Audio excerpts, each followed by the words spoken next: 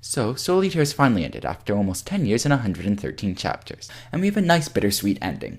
Lord Death died, but everyone else survived. The witches have made peace with Shibusen, Stein and Mary got married, and apparently the boob faction has gained 50% over the ass faction because the moon now looks like a giant tit.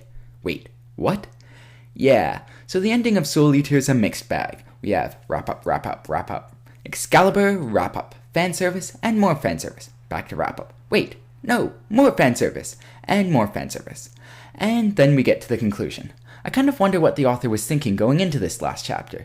Did the editor go up to him and say, you know what? We decided there wasn't enough ecchi scenes in this manga. Let's see how many more we can add into the last chapter. Insert troll face here. That being said, I found the whole thing was more funny than jarring, and I think it suited the tone of the series because, let's be honest, Soul Eater never took itself too seriously.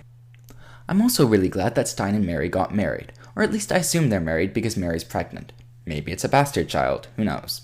Anyways, it's nice at least one of the romances in this story actually went somewhere. Stein jokes about having another experiment subject though, which kind of scares me because knowing Stein, it might not be a joke.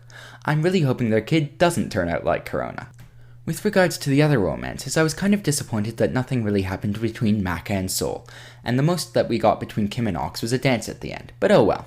There was never really all that much romance in this manga to begin with. I'd say I have two main real regrets about the ending.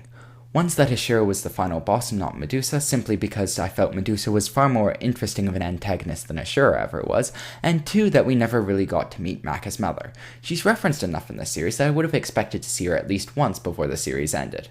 Overall, though, the ending was upbeat and just slightly grandiose, just like the rest of the series. We had Kid declaring the dawn of a new era of peace with witches, Soul giving a public concert and finally coming to terms with his musical background, and Maka giving a speech that feels like it was ripped straight out of Gurren Lagann. A pretty good way to bring the series to a close. Anyways, those are my thoughts. What did you think of the end of Soul Eater? Feel free to put comments in the comments section below. Thanks for listening. Cheers!